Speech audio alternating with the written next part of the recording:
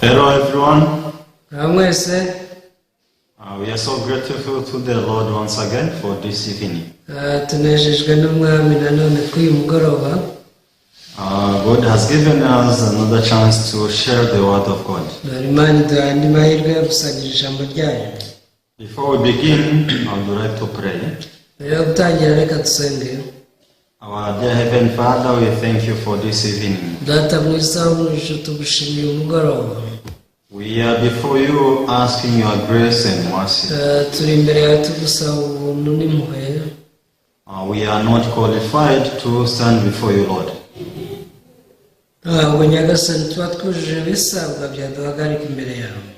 But through Jesus Christ, we can approach you and ask you whatever I want.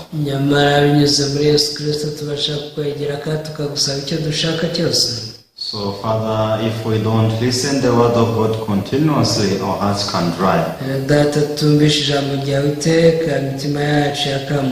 We can be dragged by our thoughts of flesh, the thoughts of our flesh easily. So we hope that you bless us through this word. We pray, believing the name of Jesus. Amen. Amen.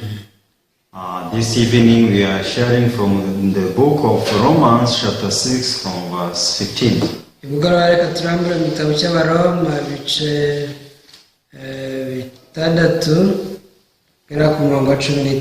Yes. The book of Romans, chapter 6, from verse 15.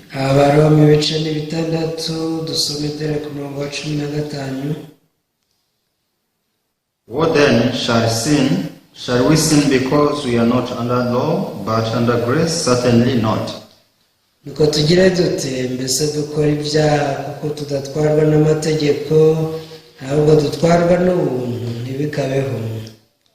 Do you not know that to whom you present yourselves slaves to obey, you are that one slaves whom you obey, whether of sin leading to death or of obedience leading to righteousness?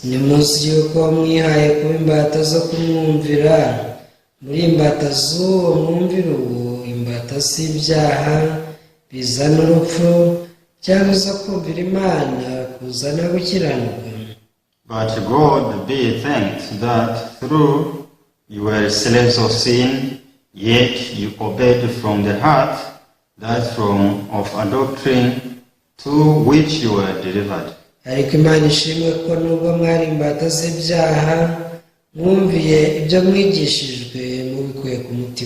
And having been set free from sin, you became slaves of righteousness.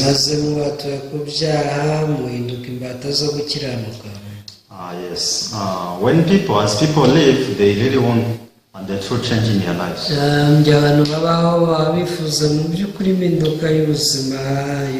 So actually there is no one who is satisfied by how he or she is. Because you always need change in your lives. If you are a sinner, I'm sure that you don't want to be a sinner. You want to be righteous. Because if you compare righteousness and sin becoming sinful, you want to choose this righteousness.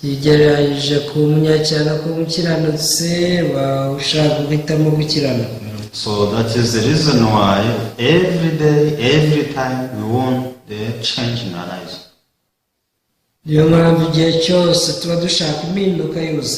But there is something we ignore. We people, we cannot bring change unless we receive the new power from outside.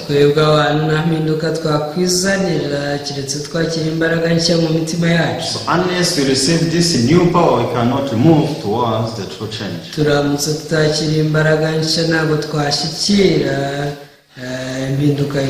Even though you may have a luxurious car, if you don't put the fuel, this car cannot move. nubwo afite imodoka ihenze cyane uramutse utashyizemo esanse ntabwo yagenda.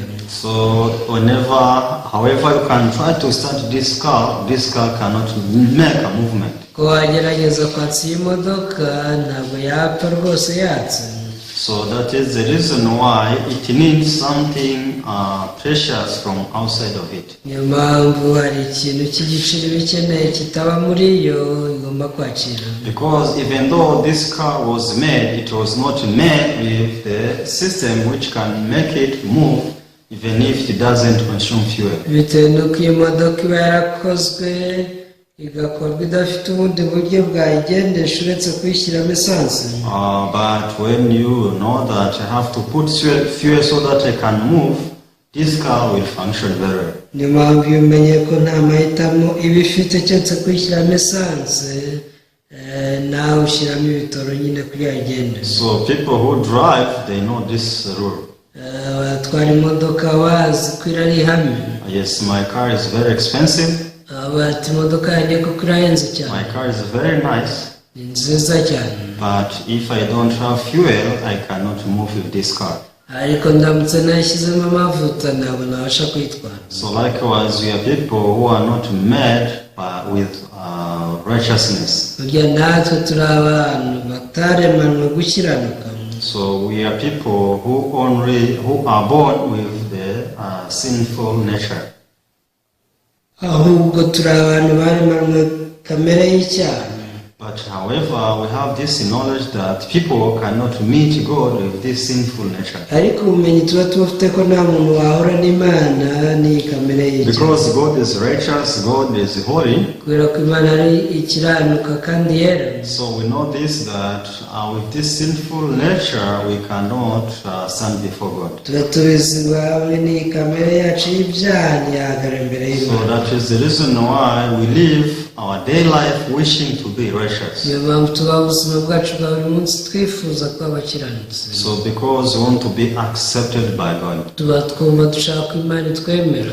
But the problem, many people think in them there is power which can change them from this sinful nature towards the righteousness of Ariko God. ikibazo bibwira ko muri harimo imbaraga zabahindura bakaba abakiranutsi. So actually we speak about this many times. Ibi tubivuga kenshi. Man has no power which can change him to be righteous. Umuntu nta mbaraga zamuhindura afite muri we zamugira umukiranutsi. So like this car which can only move whenever it has fuel, also unless we receive the new power from God, we cannot move towards the righteousness of God. Imodoka igenda igihe yakira amavuta muri yo gusa, ariko natwe tutakiriye Mwuka Wera tutaba abakiranutsi. So Satan knows this principle very well. Satani iri hamwe neza. So because of this, he deceives people to avoid them not to receive this new power from God. Niyo mpamvu ashaka abantu kugira ngo bahunga kwakiriza imbaraga nshya muri bo. So he made people to be blind.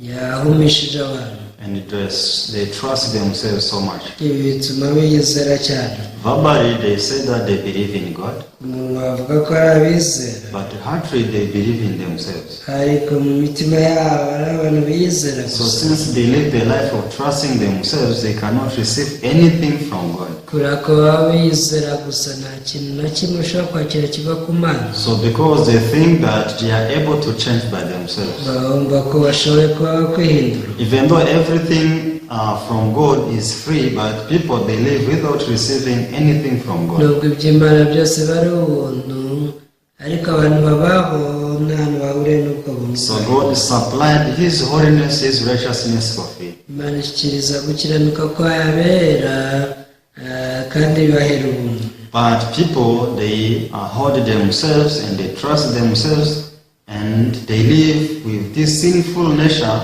until they die without receiving this gift from God. Ariko abantu bariyizera bakabaho ubwo buzima bakarinda bapfa batakiriye impano y'Imana. So there is a principle that a woman cannot be pregnant unless she receives the seed from man. hari ihame rivuga ngo nta mugore wasama keretse yakira imbuto ku mugabo. So only Mary in the Bible is the one who received the seed from the Holy Spirit. uretse mariya wenyine wakira imbuto ya mwuka wera. But in this world, a woman should meet a husband, a man, so that she can receive the new seed from outside of her. abandi bagore bose mu isi kugira ngo basame nuko bahura n'umugabo akakira imbuto ye. So if you meet a woman who wants to be pregnant without receiving this seed from a man, she can be crazy before you. uramutse n'umugore ushaka gusama ariko ngo agasama atigeze abona imbuto y'umugabo bamufata nk'umusazi. So imagine if she may try to take the vitamin and do exercise and do everything possible. tekereza agerageje kurya amavitamine yose agakora imyitozo ngororamubiri n'ibindi bishoboka byose, And wait the day to be pregnant. ngo agategereza ko azasama kubera ibyo. So actually this is impossible in this world. ibyo ubundi ni ibintu bidashoboka. The principle is ihame ni uko she has to receive the seed from man. agomba kwakira imbuto y'umugabo. So when she receives the seed from man, akimara kwakira imbuto y'umugabo she starts to change automatically. byikoze atangira guhinduka. Everything starts to change one by one. ibintu byose bitangira guhinduka kimwe ku kindi. Why is she changing one by one? ese kuki bahinduka buhoro buhoro? It's because there is a new power she received from outside. ni uko hari imbaraga nshya aba yakiriye hanze. This power was not in her in the beginning. izi mbaraga ntizahoze muri we, But as long as she received this power and have it in her, ariko akimara kwakira izi mbaraga akaba nazo mu mutima we, all the condition of her body start to change one by one. imimererwe y'umubiri we yose yatangiye guhinduka. Also, her perspective changes imirebere ye nayo yarahindutse, because she started to think about this baby in her womb. yatangiye gutekereza ku mwana atwite. And the beginning she was thinking about herself, mbere yajyaga yitekerezaho gusa, but since she realized that there is something in me new, ariko amaze gutara ko hari ikintu gishya kiri muri we, she is not thinking about her future only. ntabwo yongera gutekereza ku by'ejo hazaza he gusa. Everything she plans, she also include this baby in her womb. byashyiraga mu igenamigambi byose yashyiragamo n'uyu mwana wari mu nda ye. But what is the beginning? hasi itangiriro ryari The riri. beginning is, itangiriro I cannot be pregnant, I cannot have a baby without meeting a man. nuko yageze imyumvire ati sinshobora gusama kereka igihe nawe nahuye n'umugabo gusa nkakira imbuto ye. So it means I myself, it is impossible. bivuze ngo njye ubwanjye ntibyanshobokera. So this is what a woman should discover, realize in the beginning. ubundi rero ikintu cy'uyu mugore akeneye gutahura mbere y'ibindi, But together she can do something. gusa hari hamwe n'abandi hari icyo yabasha gukora. So now we are talking about the spiritual things. turi kuvuga ku by'umwuka. Why people try to produce righteousness by themselves? ese kuki abantu bagerageza guhanga gukiranuka kwabo? Why people try to produce holiness by themselves? kuki bagerageza guhanga kwera? Whose holiness is that? ese uko kwera ni ukwande koko? It is something funny because people they want to produce the righteousness of God, the holiness of God. ni ikintu gishekeje kubona abantu bagerageza kuba bahanga gukiranuka kw'Imana no kwera kwayo. Who can do that? ninde wabishobora? Actually, this is impossible. ubundi ibyo ni ibintu bidashoboka. It's impossible for man. ntabwo bishobokera abantu, But it's very easy to understand. ariko biroroshye kubyumva. But since people are deceived by Satan, they don't want to understand this truth. kubera ko abantu bashitswe na satani kuri ntibaba gushaka. If it is the holiness of God, this holiness comes from God. nimba ari ukwera kw'Imana bivuze ko kwavuye ku Mana. Since it is the righteousness of God, it comes from God. kubera ko ari ukwera kw'Imana kwavuye ku Mana. So what we have to do is receive it from God. icyo tuba tugomba gukora ni ukwakira kuva ku How Mana. can we receive it? twakwakira dute? Just opening our hearts and receive in our hearts. ujya ufungura umutima wawe ubyakire mu mutima, Because God gives it for free. Imana yabiduhereye ubuntu. It's not that we have to work for it and receive it as a gift, as a payment. Ntabwo bivuze ko ugomba gukora cyane bakabiguhamo igihembo. It's free. Ni ubuntu. Just receive the word of God as it is. Akira ijambo ry'Imana uko riri. After receiving this word of God, Numara kuryakira. so we are counted as righteous people. Nuko uzabarwa nk'umukiranutsi. So one day I read a book from John chapter 8. Umunsi umwe nasomye Yohana ibice 8. Actually, when we read this book, we can find a woman who was caught in the act of adultery. Ubundi rero isomye iki gitabo ubona umugore wari wafashwe asambana. So for this woman to come before Jesus, Uyu mugore kugira ngo aze imbere ya Yesu actually she was dragged by the law. yashorewe n'itegeko. So the work of the law was judging and criticizing this woman. Umurimo w'itegeko kwari ugucira uyu mugore urubanza. Actually, this law called the law of sin and death. Iri ni itegeko ryitwa iry'ibyaha n'urupfu. So in other words, it is the law of Moses. Bivuze ko ari iryo tegeko rya Mose. So when this law was dragging this woman to Jesus, Ubwo iri tegeko ryashoraga uyu mugore so rikamushyikiriza was Yesu. cursing this woman, that woman, Barimo bavuma uyu mugore bati waranduye urahindura. very evil woman, Umugore mubi. the woman who is supposed to be stoned until she dies. Ni wowe rwose ugomba guterwa amabuye mpaka upfuye. You are not worthy to live in the community. Ntabwo rwose ukwiriye kubaho mu muryango mugari. You are so evil, you are so disgusting. Kubera ko uri mu buteye ishozi cyane. This is what the law was doing to this woman. Itegeko ibi nibyo ryakoreraga uyu mugore. Actually, this is the work of the law of Moses. Ubundi uyu ni wo murimo w'amategeko ya Mose. Because the law of Moses cannot justify you. Amategeko ya Mose ntabwo yagutsindishiriza. Always when you stand before the law of Moses, Buri gihe uhagaze imbere y'amategeko ye, you appear as a person who is supposed to die. ugaragara nk'umuntu rwose utari ukwiriye gupfa. So this woman had nothing to say or to do. Uyu mugore nta kintu yari afite cyo kuvuga cyangwa yakora. Because the law was caught her in the act. Iri tegeko ryari ryamufatiye mu cyuho. So when I checked what Jesus did for this woman, Iyo nitegereje ibyo Yesu yakoreye uyu mugore, so it was different, totally different from what the law of Moses was doing. byari bitandukanye cyane n'ibyo amategeko ya Mose yakoraga. Because I was able to see that the word which came out of the mouth of Jesus, Naje kubona ko ijambo ryaturutse mu kanwa ka Yesu, this was the words which could justify this woman. iri ni ryo jambo ryashobora gutsindishiriza uyu mugore. It was the word which was comforting this woman. Ni ryo ryari kumukomeza. So this word was not cursing this woman. Ntabwo iyi si yongeye kuvuma uyu mugore, Because this word was telling this woman that I judge you not. kuko iri jambo ryabwiye umugore ati nta rubanza nguciraho. You are not judged. Ntabwo rwose ducirwaho urubanza. So this word of Jesus spoke to her differently from the law of Moses. Iri jambo rya Yesu ryavuganye n'uyu mugore mu buryo butandukanye n'ubw'amategeko ya Mose. So this woman, what she did was just accepting the word of Jesus. Iki umugore yakoze ni ukwemera ibyo Yesu avuze gusa. So I was able to discover that the law comes from Jesus is different from the law comes from Moses. Naje gutahura ko itegeko rituruka kuri Yesu ritandukanye n'iryavuye kuri Mose. You are justified.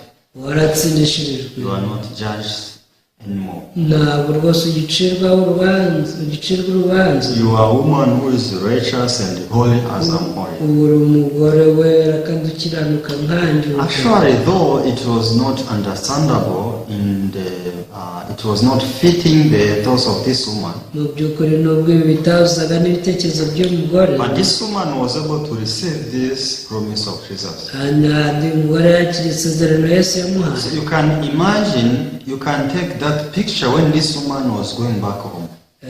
Ushobora kwitegereza ifoto y'umugore ubwo yasubiraga iwe. So I'm sure that this woman was so much excited. Nzi neza yuko uyu mugore yagiye yishimye cyane. So who is that man?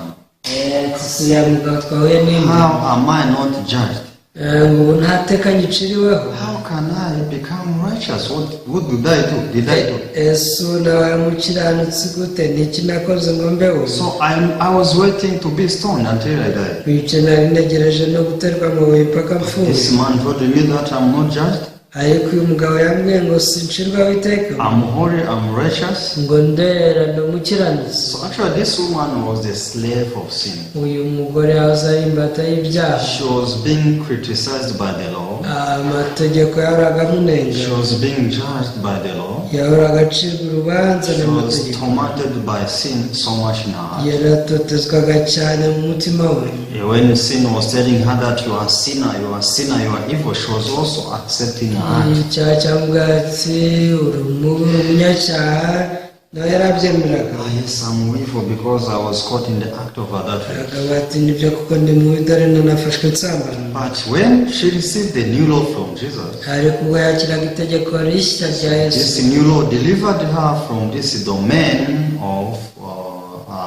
being slave of sin. iri jwi ryaraje rimubohora ububata bwo kuba amucyaha. Automatically she became the slave of righteousness. byikuze yahindutse imbata yo gukiranuka. What did she do? Ese ubwo yakoze iki? Nothing.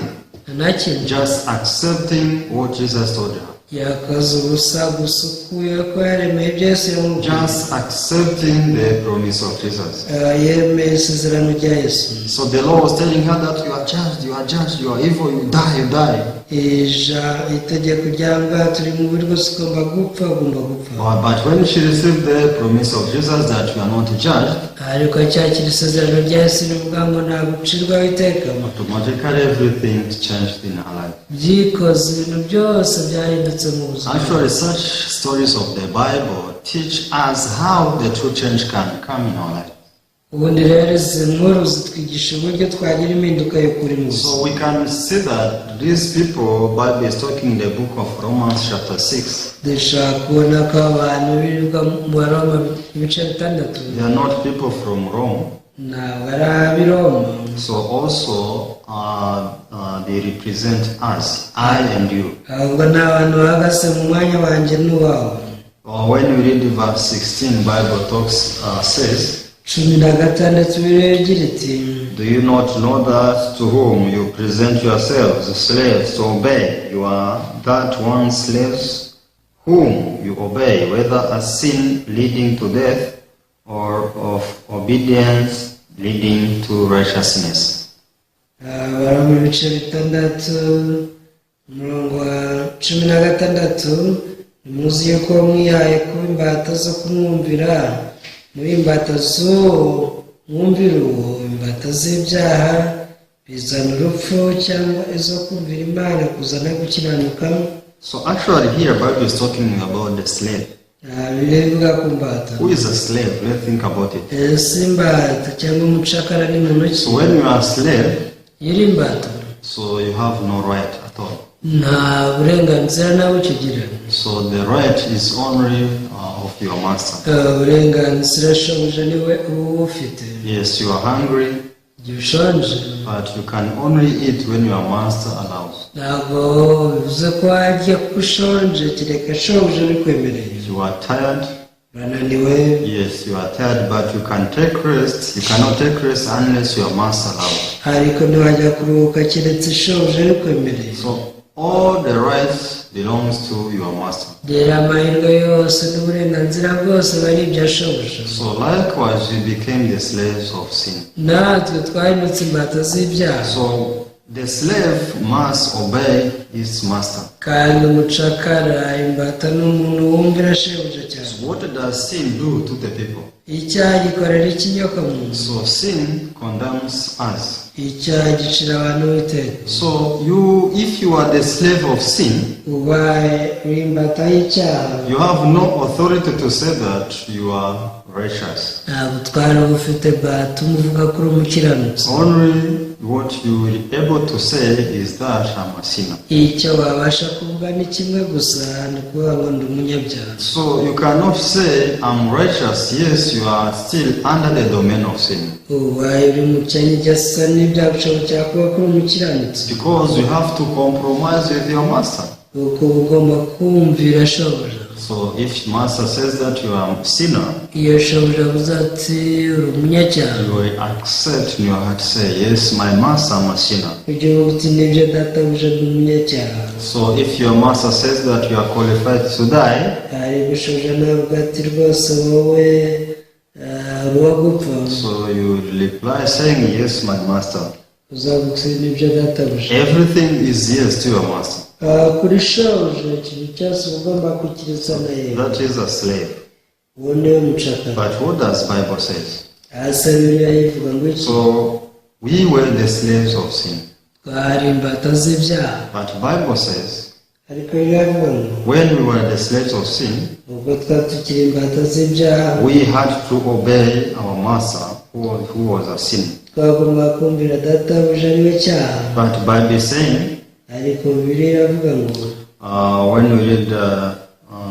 when we start to read this verse in the middle, iyo usomye umurongo mo hagati, whether of sin leading to death or of obedience leading to righteousness. ni umurongo ubaza ngo imbata z'ibyaha bizana urupfu cyangwa zo kumvira Imana kuzana gukiranuka. So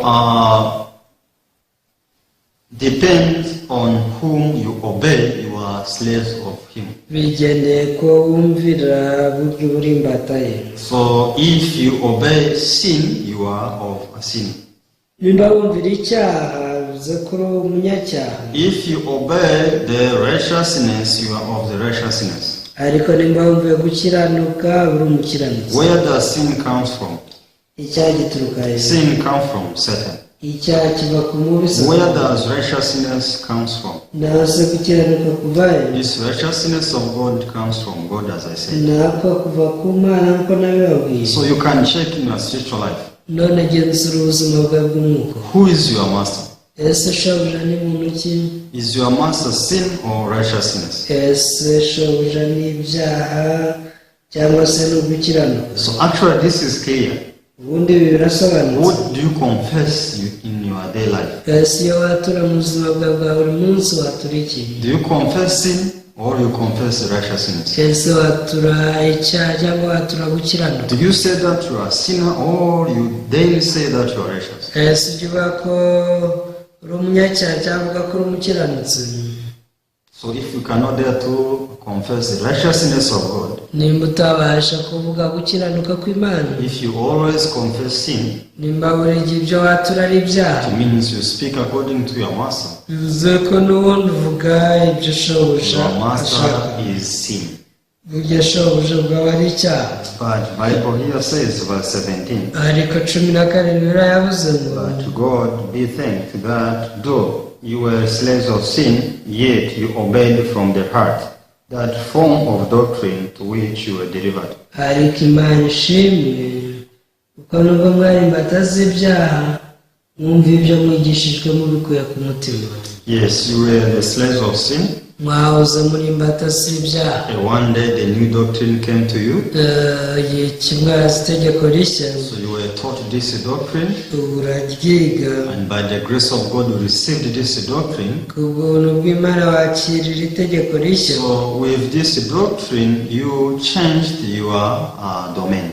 Hamwe n'iri hame rishya wakiriye wahinduye icyanya, You became the righteous. uko niko wahindutse So umukiranutsi. your master is righteousness. Na shobuja ni umukiranutsi. Verse 18 says, and having been set free from sin, you became slaves of righteousness. Satani nawe ashaka kumenya ko mu gihe mwabohowe ku cyaha muhinduka imbata zo gukiranuka. This is verse 18. Ni mu murongo wa 18. And having been set free from sin, you became slaves of righteousness. Maze mubatuwe ku byaha muhinduka imbata zo gukiranuka. So what did you do for you to become the slave of righteousness? Ese waba warakoze iki ngo ube imbata yo gukiranuka? Actually, what the Bible is saying Mu by'ukuri Bibiliya iri kwivugira ngo is not talking about the works of human beings.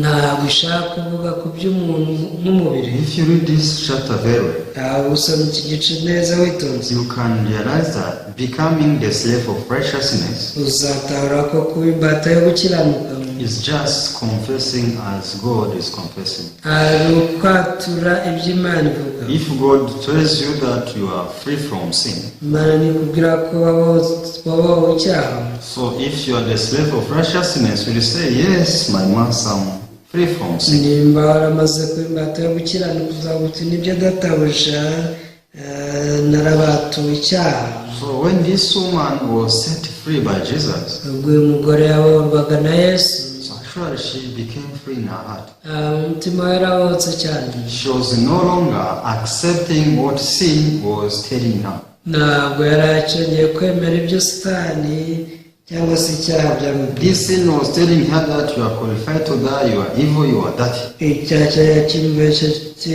uri umuntu mubi uhindanye. But from that moment, ariko kuva icyo gihe she started to speak differently from the beginning. yatangiye kujya avuga ibitandukanye n'ibyo birivuga. I'm free. wati njye ndimbaho, I'm righteous. ndi umukiranutsi, I'm not judged at all. ntabwo rwose ngicirwa urubanza, I'm justified. naratsindishijwe. So the reason why this woman was able to gain power to confess in this way igituma uyu mugore yabonye imbaraga zo kwatura gutya, is because her master was changed completely. ni uko shebuja nawe yari yahindutse burundu. So likewise, ni nk'uko rero today, uyu munsi God wants us to realize Imana ishaka ko dutahura we are no longer the slave of sin. ko tutakiri imbata z'icyaha. It's like this woman, Jesus has already changed our domain.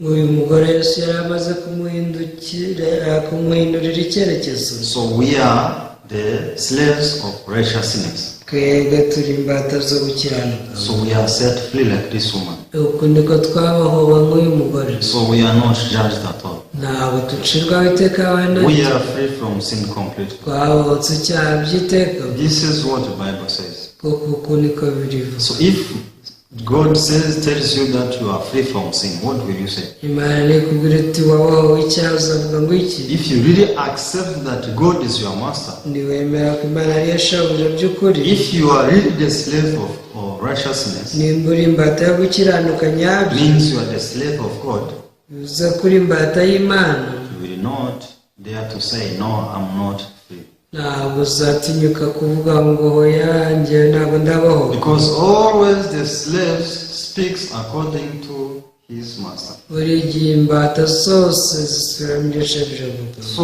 now you have no authority to say that you are a sinner if your master is telling you that you are righteous. kugeza ubu nta burenganzira bwo kuvuga ko uri umunyabyaha igihe shebuja ari kukubwira ko uri umukiranutsi. Many people, they become arrogant before God. abantu benshi bahindutse abibona imbere y'Imana. Yes, God is telling me that I'm free from sin, I'm righteous, I'm holy, but how can I dare to say that I'm holy? baravuga bati nibyo kuko Bibiliya irambwira gutya ko ndi uwera ndi umukiranutsi, ariko se ibyo nabihamya nte? So people, they speak with arrogance in this way.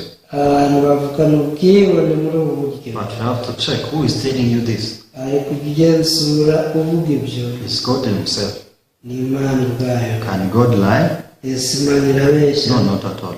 ntibishoboka. So if really God is your master, nimba Imana ari shebuja by'ukuri, though what your master is telling you is not understandable according, it is not fitting your thoughts. nubwo ibyo shebuja yavuga bitaba bihuye n'ibitekerezo So byawe, you calm down and you know that, if my master says so, in this way, I have to follow. ujya uca bugufi umenya ngo niba databuja niyo wahindutse niyo mba ngomba gukurikira. If my master is telling me that I'm holy, I'm righteous, databuja ntabwo ko ndi uwera ndi umukiranutsi, I'm free from sin, ko nahowe icyaha, I'm the slave of righteousness, ko ndi imbata yo gukiranuka, that is how it is.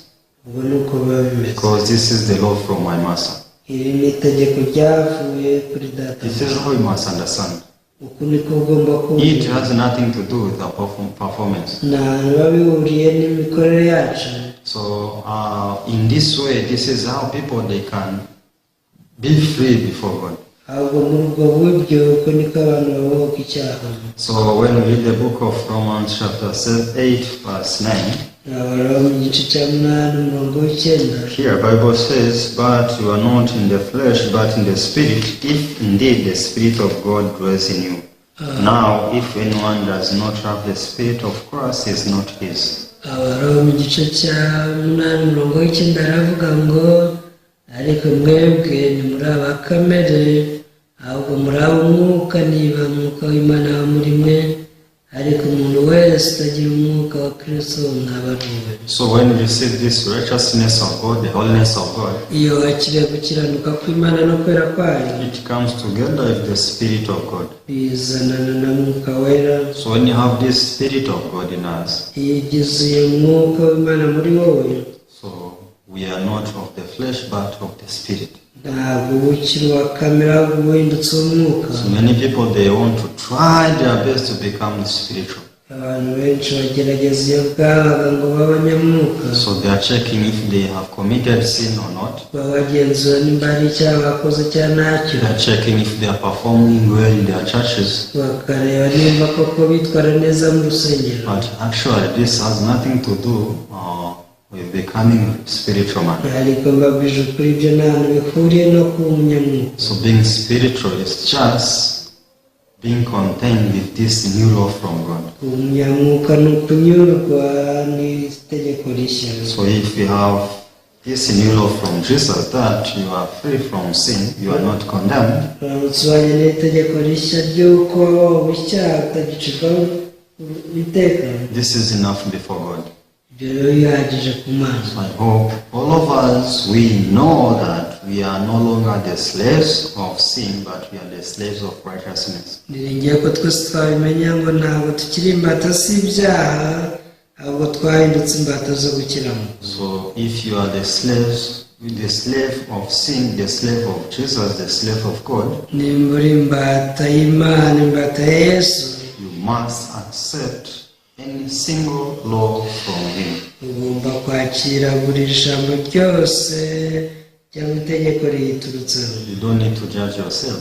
Ntukeneye kwicira urubanza, Let your master judges you. rugira akashobuja gucira urubanza. That is how we will be free completely in our hearts. Uko niko tuzabahoka mu mitima yacu ijana kuri ijana. So thank you so much. Murakoze cyane. I will speak up to here. Dusoreza hano. Let me pray. Dusenge. Father, we thank you for this evening. Data, tugushimiye umugoroba. We thank you because you set us free. Tugushimiye ko watugize imbahore. Father, we discovered that we are no longer the slaves of sin, but we are slaves of righteousness. Data, dutawe ko tutakiri imbata z'icyaha, ahubwo watugize imbata zo gukiranuka. So allow everyone to understand what slaves means. Wemerera buri wese gutahura uwata icyo ari cyo. So that is when we receive any kind of law from you, Lord. Icyo ni cyo gihe tubasha kwakira n'itegeko rishya rituruka kuri wa Nyagasani. Because many people, they think that becoming free from sin, it has to do with their performance. Abantu benshi batekereza ko kuba bakiranutse bifitanye isano n'ibyo bakora. But it only has to do with your judgment, Lord. Ariko ibyo byose bishingira ku buryo uca urubanza. So the way you judge us, when we accept it, we can be free completely. Iyo ducira urubanza nk'uko uruducira, tubaho ko icyaha burundu. So in the name of Jesus, we pray everything. Dusabye ibi byose rero mu izina rya Yesu. Amen. Amen. Thank you so much. See you next time. Murakoze cyane nawe utaha.